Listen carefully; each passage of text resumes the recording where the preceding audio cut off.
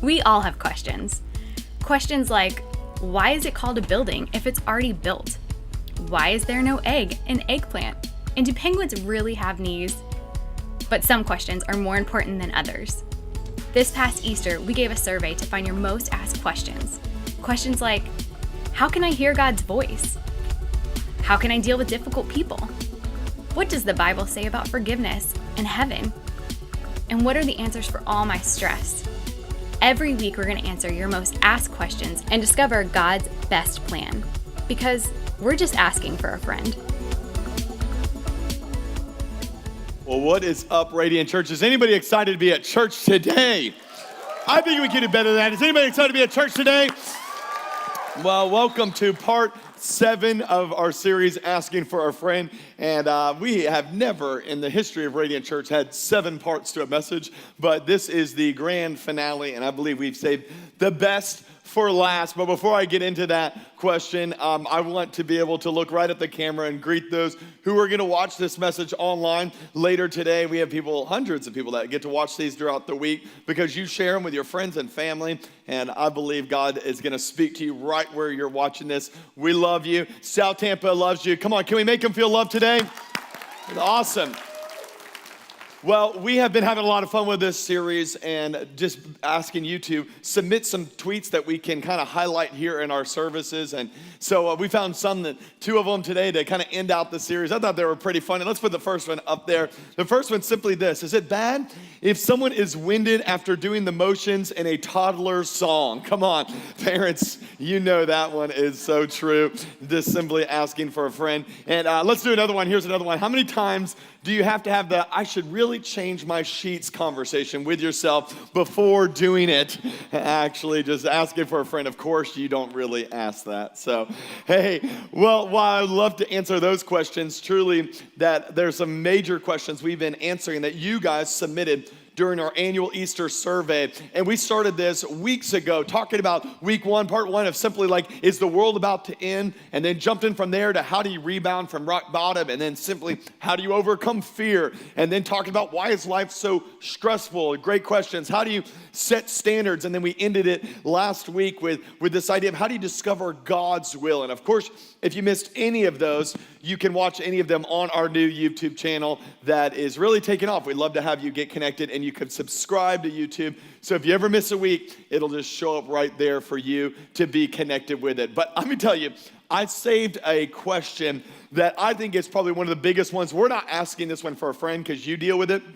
I deal with it. Actually, I don't think there's a subject that I'm more of an expert in than this subject right here. And I'll say it this way. If somebody invited you today to service and you hear the topic, I don't want you to get offended because they invited you not knowing the topic. So we're all on the same page here, okay? I want you to take those worship guides, open them up. Inside of there are some sermon notes for you to follow along because we're going to go into part 7 of this series.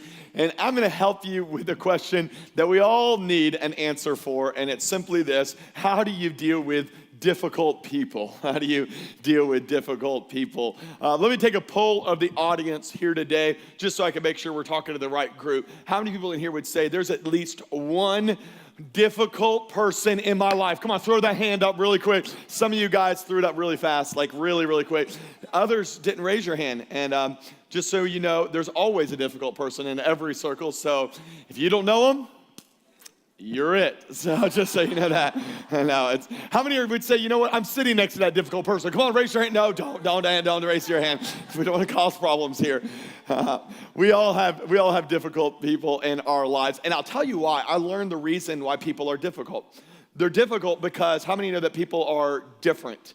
And different equals difficult. I actually had this crazy belief years ago that the world would be so much better if everyone was exactly like me. I just thought, it's like if you guys would act like me, talk like me, have my same personality, that the world would be better. But as we learn, we actually have a next steps process. You can come to it today if you haven't been to next steps.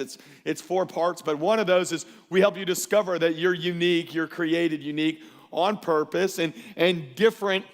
It's not bad, even though different many times equals difficult. And I think you're probably dealing with some difficult people. And the Apostle Paul knew you would, because the Bible is filled with stories of people dealing with difficult people. Look how he says it in the book of 2 Timothy.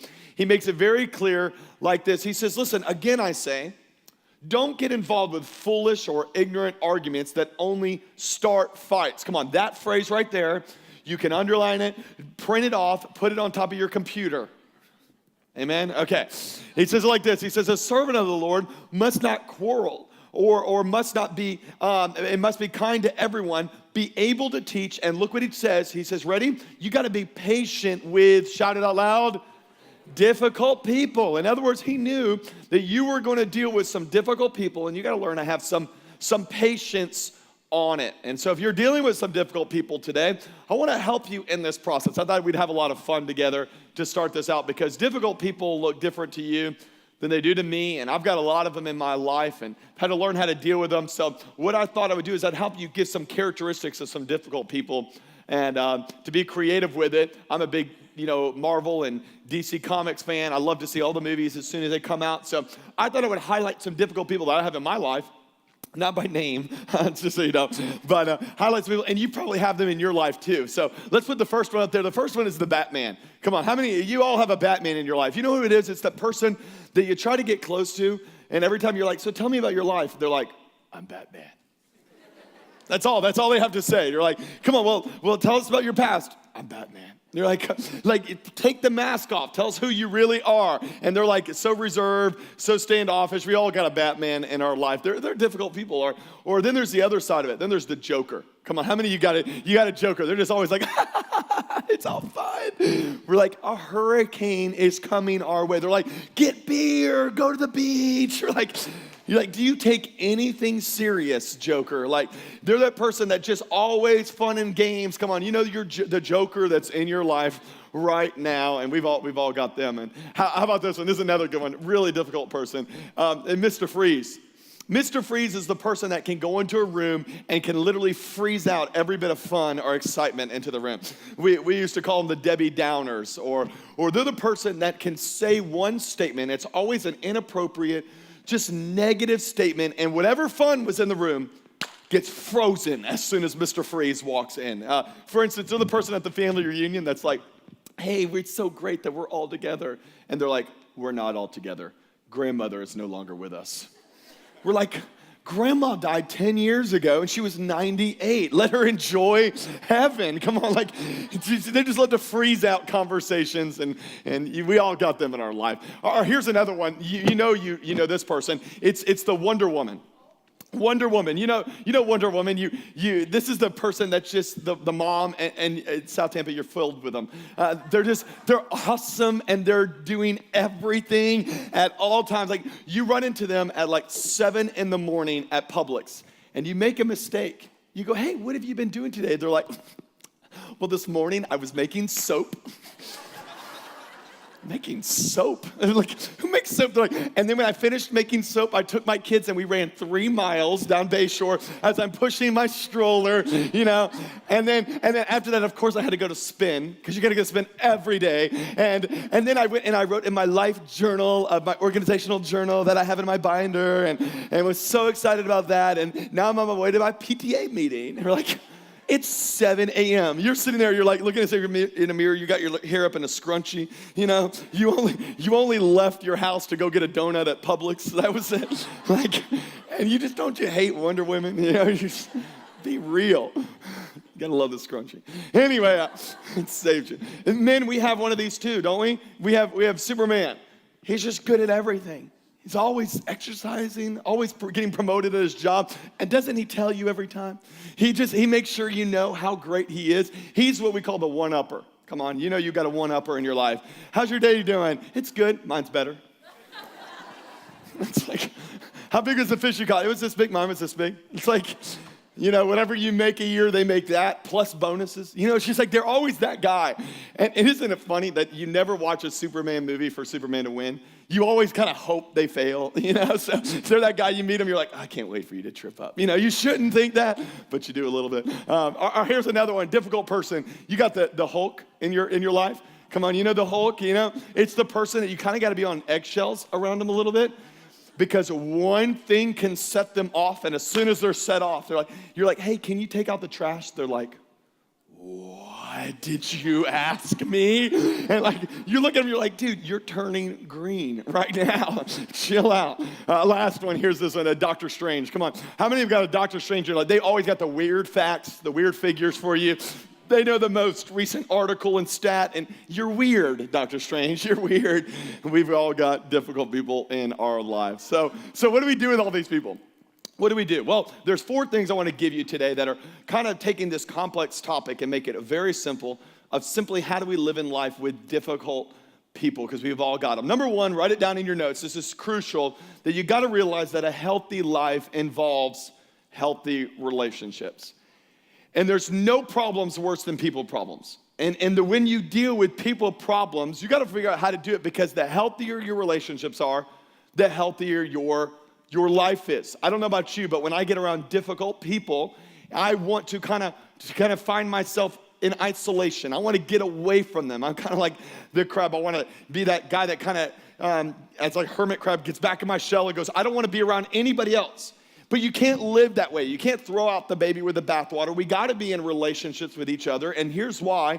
Because a healthy life, say it out loud, what? Involves healthy relationships. You can write it in your notes this way, because you're actually created for community.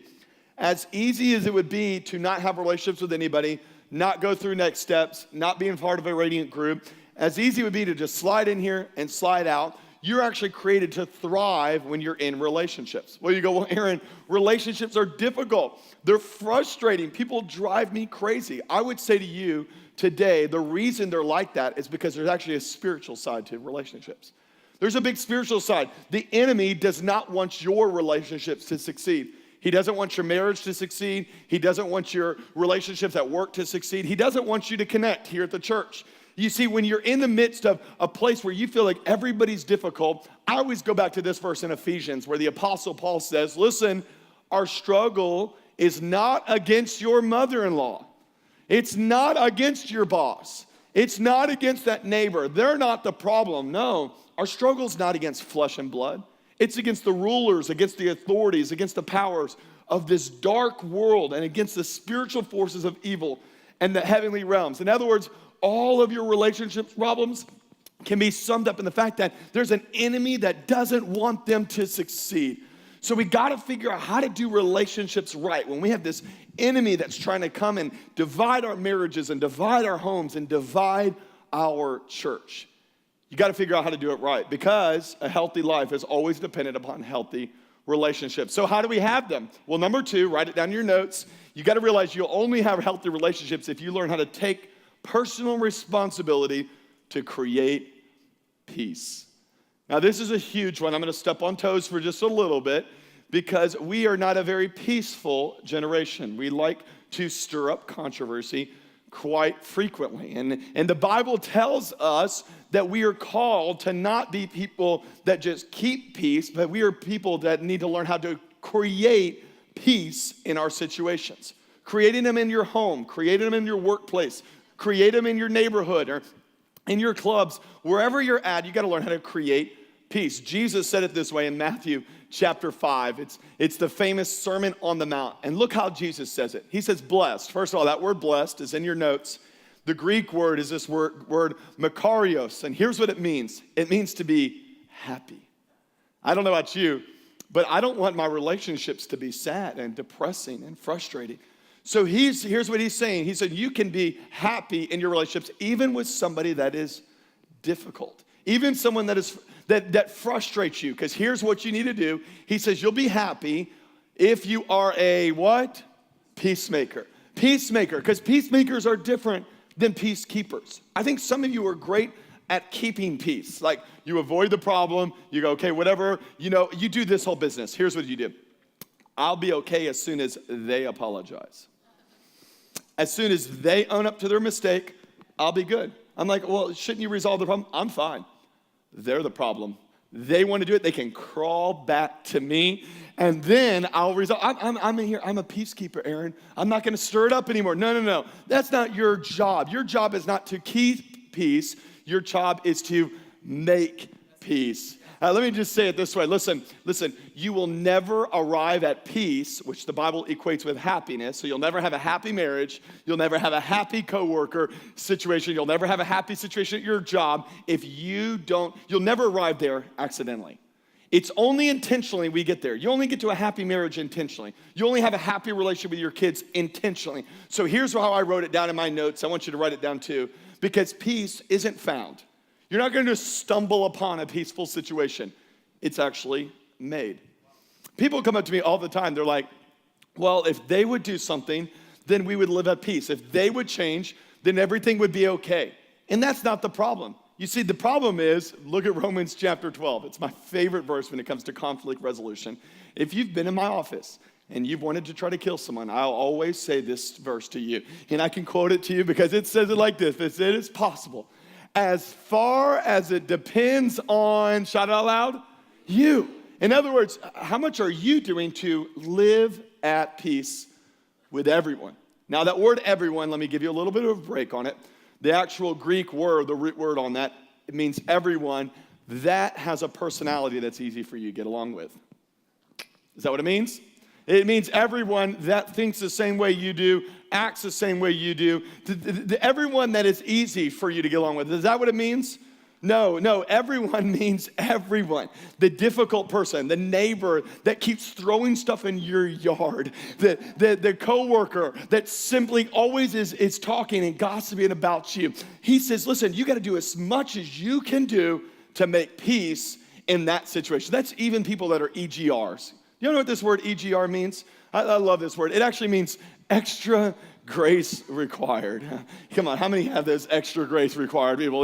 Like you're going to hang out with your cousin, they're EGR, and you just got to pray, Lord, pour out your grace on me right now. I'm about to go in this meeting. There's multiple conversations I have to have with God going, okay, God, this is going to be intense.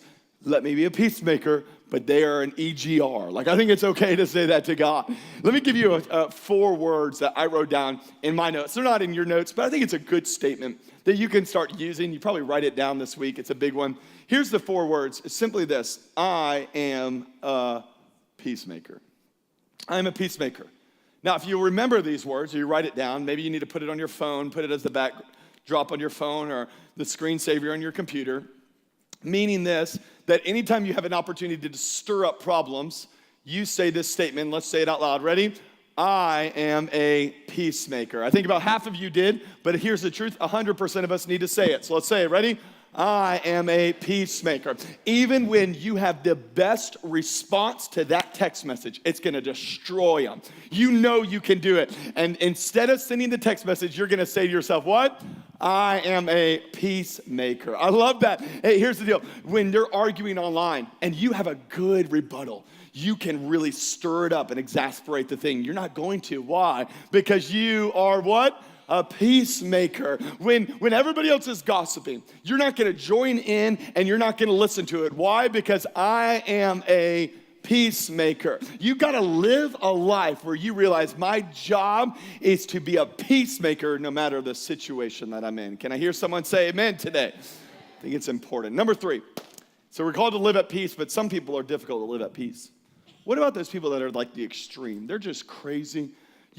I can't find anything. Like, they always stir up problems. They're the person that you see at Publix and they're at the pickle aisle and you want pickles, but you're not even gonna go to the pickle aisle because you're so mad they're there. You know what I mean? Like, you can't stand them. What do you do with even those extreme people in your life? Well, here's the statement I want to give you, and it's a statement I've used before, but not quite this way. I think this way you'll remember it a little bit better. Here's how you live at peace. You got to learn how to become a gold digger. Become a gold digger.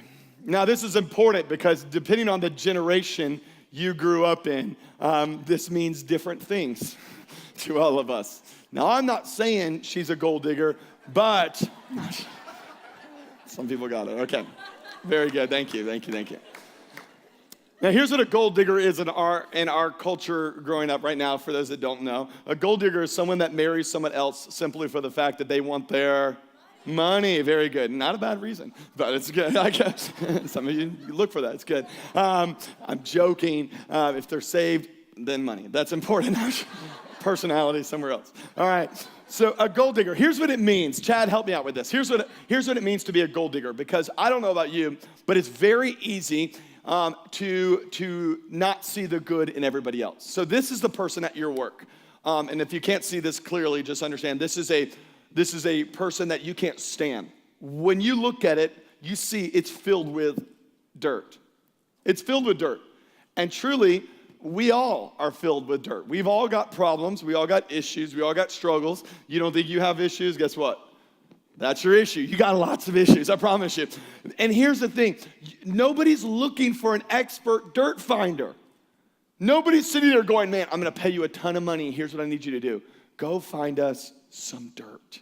Why? Dirt is not hard to find. People say, Aaron, I want you to know what's wrong with you. I'm like, I can give you a whole list because everybody can see the dirt. Dirt is easy to find. You walk outside, you can see it. And this is the person in your work. They're just filled with dirt and you can't stand it. Here's what God is challenging you today to do with difficult people in your life. It's to work on a process, a life of moving past the dirt and seeing there's got to be some kind of gold inside. Become a gold digger. And here's why we can become gold diggers. And the reason why, don't tweet like Pastor Aaron wants us to be gold diggers. Like, that's not what I'm wanting here, okay? Here's why. Because people, no matter if you like them or not, are created in the image of God. And because they're created in the image of God, in the same way you're a masterpiece, so are they. And even if there's things that bother you and nag you about them, if you will just simply move past the dirt, so their life is filled with dirt. And you know what the dirt is? The dirt is all of their bad personality. Their dirt is the way their insecurities, the way they talk, the fact that they ignore social cues. You got to learn how to dig past the dirt and go, I know what everybody else sees. But see, it's popular in our culture to get around and at the water cooler, you're not talking about the gold in their life. You're showing everybody, look at all their dirt. But everybody already sees the dirt. We think it's a spiritual gift to point out people's dirt. Let me tell you, Radiant Church will never be a place where we show the dirt. I'm telling you, everybody's like, Aaron, you're too positive. Anybody with a second grade education can point out the dirt in our society. I don't want to focus on the dirt. I want to dig past the dirt and realize, whoa. If you look close enough, you can actually see inside of there some gold. There's gold inside of them, but you have to dig close. You have to look past what everybody else sees. You have to look past their flaws. And if you look close enough, you'll realize God created them in the same way He created you, and there's gold inside of them. And they're not looking for people that are constantly pointing out their dirt. They're looking at someone that'll believe in them because there's some gold inside of them. I need somebody to give God some praise for that. Amen? Thank you, Chad. So what does that look like? It looks like this in Philippians. It says it like this. The Apostle Paul says, finally, brothers and sisters, whatever is true, look at that, there's gold. Whatever is noble, that's a gold that's inside of some people. He goes, whatever is right, I'm gonna look for whatever is pure. I'm gonna look for whatever is lovely. I'm gonna look for whatever is admirable. What can I do? He goes, listen, whatever is excellent or if it's praiseworthy. I think it's so common in our culture to look down on people and find the things that they're doing wrong. What are those things that you can praise? What are those things that you can be like, well, Aaron, I don't want them to get a big head. Let me tell you, our culture is so stinking negative. It needs some people, and I think Radiant Church should be the example, that we are not focused on the dirt. We will find the gold, and we'll praise Him for it. Can you give me a good amen today, church? Here's what this means to me. Here's what it means. It means simply the 101 principle. The 101 principle is something that I've taught years and years ago, but let me just give it to you. You can use it at your workplace, use it with your staff. It's the best principle I've ever heard when it comes to discovering the gold. Here's what it means. It means that there's 1%. Everybody, now I have some family members, they're really close to that 1%. But there's 1% in them that is admirable, praiseworthy, awesome. It's worth celebrating. But then there's 100% of my effort. And what we do most of the time is we take 100% of our effort and put it towards the 99% that they're doing wrong. We put the 99% that bugs us. But here's the 101 principle, and you can write it down in your notes. It's simply this. It's that I'm going to find the 1% that I can agree on, and I'm going to honor it with 100% of your effort. In other words, I'm gonna put all my effort towards, man, I'm gonna find that 1% and I'm gonna make it a big deal. Instead of finding out what's wrong with them, I'm gonna celebrate what's right with them, and I'm gonna take all my effort to make that happen. What would happen if we became that kind of church? That worked like that in our workplace and with our neighbors and with our family. I'm telling you, you would learn how to see the difficult people in your life the way God does, which is they have gold. Number 4, last one, I think this is a huge one, because I like those first 3. Those first 3 can really help me, but the 4th one is something you can only learn after a little bit of experience. Many of you guys have gotten this already, but let me tell you, it's probably the greatest lesson I've learned is that God, He uses difficult people to develop us. He does. He uses difficult people to develop us. The platform I'm on today, it's not because my life has been surrounded by people that have always cheered me on and celebrated me. No, some of the very people that rejected me, hurt me, tore me down are the very people God used to shape me and develop me into who I am today. I think God's greatest tool for your development is dysfunctional people. And if you got a lot of them in your life, go, God must really want to develop me. I don't know about you, but I feel like I'm like the Walking Dead. Like I'm the guy that's okay, and then I have all these like crazy people just following me like everywhere.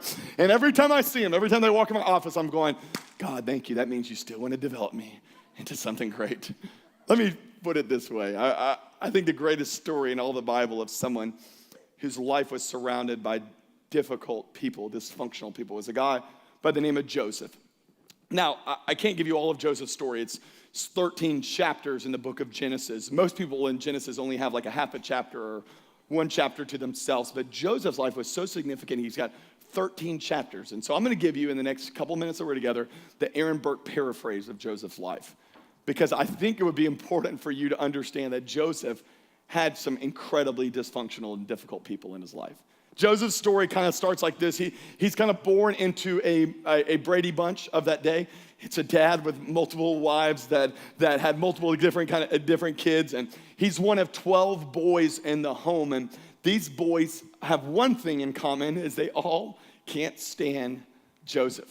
They can't stand Joseph because Joseph is the father's favorite, and he knows it because the father actually took and gave Joseph this gift, this coat, and I mean, like he went like Nordstrom, like baller coat kind of thing, and Joseph, it's not very people smart, so Joseph walks around everywhere like, yeah, I'm the favorite. Yeah, I'm better than all of you guys. And not only that, to make the dysfunction even worse, he sits there and has dreams, and his dreams are about his brothers, and they're about that his brothers are going to bow down and worship him. Sounds like an awesome dream until you tell your brothers, who already hates you. So he tells his brothers get super angry, and here's what they do. They take Joseph, and they throw him in a pit, and they devise a plan to kill him, but instead of killing him, they go, you know what? We can't kill him, he's our brother. Let's just sell him into slavery. They sell the brother into slavery. Imagine this. Joseph, 17 years old, rejected by the brothers, on a caravan heading towards Egypt to be sold. Imagine him looking out the window at his brothers saying there by the side of the road. They just devised a plan and rejected him and sold him off. That guy's gonna be in some counsel. Like he's gonna have to call Dr. Phil or something. You know what I mean? Like you're gonna deal. This is a major issue, and then gets sold in, and so his family's rejected him. Gets sold into this slavery issue, and then the guy that buys him is a guy by the name of Potiphar. And Potiphar hires him at his house, and he's sitting there and he's working at Potiphar's house. But Potiphar's wife would be called, in today's language, a cougar. You know what a cougar is? A cougar is an older lady who likes younger men. And so Potiphar's wife sits there and tries to make a move and get fresh with Joseph.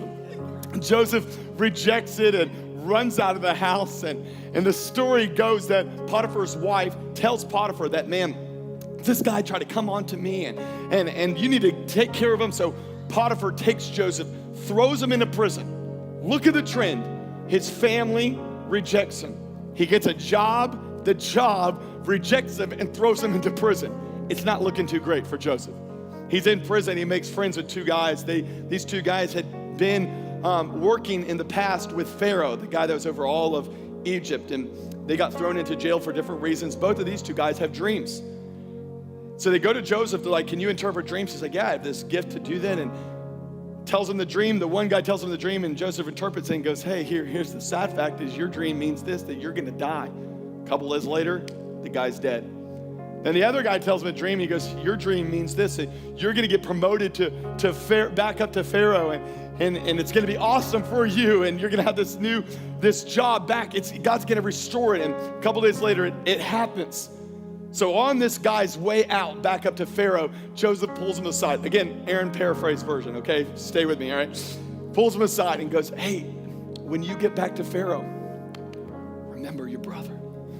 I'm in prison. I'm here. I'm the one that helped you. Remember, I told you the dream. I'm the guy. I'm your boy. Remember me. And this guy goes back to work for Pharaoh, and guess what he does? He forgets Joseph.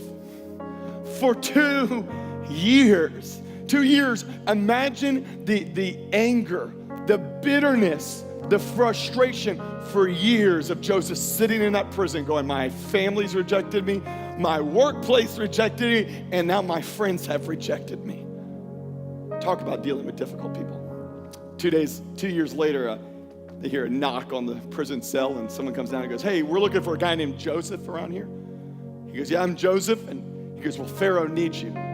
He gets all cleaned up. He's been in jail for 2 years, shaves the beard, does the whole deal, and heads on up to Pharaoh's palace. And as he's sitting there in Pharaoh's palace, he sits there and he looks over, and guess who he sees? The guy from the prison. You know, I would want to deck him, you know, like, we'd look at each other, they give each other, what's up, good to see you. And Pharaoh looks at him and says, hey, this man told me that you can interpret dreams. Joseph says a statement that I think is significant. He goes, no man can do that. Only God can do that. Shows his heart and his faith in God at that very moment. Shows his humility. I don't know about you. If I would have been through what Joseph had been through, I'd have been bitter. I'd have been angry. I'd sit there in front of Pharaoh and be like, I've been in jail for years. I don't care what my gift is. I'm not doing anything for you. I don't like that guy. I don't like anybody else. I'd be mad. You know what Joseph teaches us at that moment? I think you need to learn this. If you're not leaning into anything else, lean into this. That in the midst of a situation that they say is 17 years from the time he was rejected by his brothers to the time he's standing in front of Pharaoh, there's 17 years of hurt and betrayal. Joseph lived in a world surrounded by bitterness. It even came at him, but let me tell you, it never lived inside of him. And I think many of you guys have been hurt and rejected, and God can't even use you despite your hurt and rejection because you're so filled with bitterness of how people hurt you. You can write it down in your notes. This is so important for us to know that you simply can go through bitter situations without becoming a bitter person. I don't know what situation you've been in and who's let you down, but you don't have to go through that any longer and be bitter. Joseph, with a pure heart, sits there and prays, and God reveals to him the Pharaoh's dream. The story goes, and I'll kind of wrap it up with this, that because of Joseph's being able to interpret Pharaoh's dream, Pharaoh takes him and puts him as second in command over all of Egypt. His job is to create kind of a reservoir of food in this great famine that was going to come. And Joseph was used to save the known world at that time. And guess who else came to him to be saved? His brothers. The family that 17 years before had rejected him and hurt him, and they come walking up to him for food. Now, the story's crazy. You have to read it in Genesis because he actually kind of disguises himself. They don't know that it's him, and they're begging him for food, and it kind of goes back and forth. But if that was me and I saw them, it would have been their last day on earth. Do you not know what you did to me? Did you not look at me now? I am second in command, and I can kill you, and I probably would kill you. But Joseph, at that moment, goes back and forth, and eventually he reveals who he is to his brothers. And listen up to me. As he reveals who he is to his brothers are overcome by fear, going, this guy went through all of this. He's going to try to kill us. He's going to try to take us out. He is in command. He can do anything to us. And Joseph says a phrase that I think is one of the most crucial scriptures in all the Bible. I've built this up for the last 7 minutes of this story to present this one phrase to you that has helped me be a life verse in dealing with difficult people. And here it is, Genesis chapter 50. He says it like this. Joseph says to them, his brothers, don't be afraid. He goes, am I in the place of God? He goes, you intended to harm me. Some of you guys, they intended to harm you. They intended to fire you. They intended, that ex left you and intended to hurt you. They tried to get as much money out of you as they could. Those family members intended to harm you. That neighbor intended to harm you, and it hurt and it was real. And you've come in here today and you're angry, but you got to realize this, but God intended it for the good. You know why? Because him being rejected by them was actually God's way of redirecting Joseph's life to the good, to accomplish what is now being done, which is the saving of many lives. The good news for you today is no matter what they've done to you, you have a God that's in control, and he uses them. I tell you, if you would have talked to me 3 years ago, and I could have lined up all the people that have hurt me, all the people that fired me, and the people that rejected me, and the friends that deleted me off of Facebook, people that left the church and gossiped about me, I'd line them all up and be like, look who I am now. You get it, and you get it, and you're gonna lightning from heaven, and I'd do everything possible. You know what I would do now? True story. If I could line them all up here, I'd go, thank you, thank you, thank you. If it wasn't for your difficult personality, your way of rejecting me, I could have never gotten to the platform that God has me at now, because he uses difficult people to develop us. But here's the key. You can't let their difficulty create bitterness inside of you. So all over this place, just close your eyes, because the Spirit of God wants to help you today to release it. Some of you are really, really hurt because you've had life like Joseph has had. Rejected by friends, neglected by family, fired from jobs that were your dream. And you sit there and you go, man, it's just so difficult to deal with difficult people. I think at this moment there's this special grace from God to relieve hurt and pain and bitterness. Say, God, I want to have a heart like Joseph that realizes you can use even the difficult people to develop me. Some of you are really frustrated right now. Just release it to the Lord and say, God, I forgive them. I let them go. I realize that it was their dysfunction that you've used to direct my life. And I give it to you, God. I don't want to hold bitterness in my heart any longer. Come on, tell them it. I don't want to hold that bitterness. I don't want to hold that anger any longer in my life, God. I thank you that it's going to bring me to the platform that you had for my life. And they intended it to harm me. But God, I thank you that you've intended it for the good. While you're praying that and God's working on your life, there's people in here today and you don't have a relationship with Jesus. You feel rejected. You feel like there's no way God could love you. Let me tell you, he's never rejected you.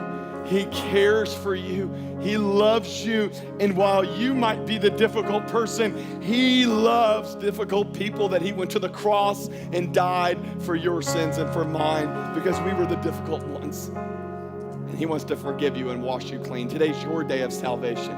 Today's your moment to respond, to get your life right with God, to surrender your life to him. And everything changes at that moment. We're going to pray for you. You don't have to stand or come forward, but in just a second, I'm going to ask you to raise your hand if that's you. You want to give your life to Christ. And when you raise it, I'm going to pray for you right at that moment. On the count of 3, 1, 2, 3, all over this place. Thank you, thank you, thank you, thank you, thank you, thank you. People all over, just pray this prayer. Say, God, I need you.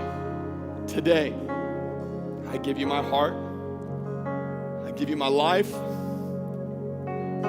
Tell him this, Jesus, thank you for not rejecting me.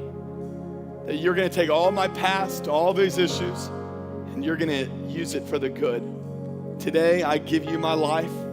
I give you my stress. I give you my struggles. I give you my sin. Today, I make a decision to live for you. In Jesus' name, we pray. And everybody that prayed that says, hey, we had 6 or 8 people right in this service. Can we give God some praise for what he's doing today?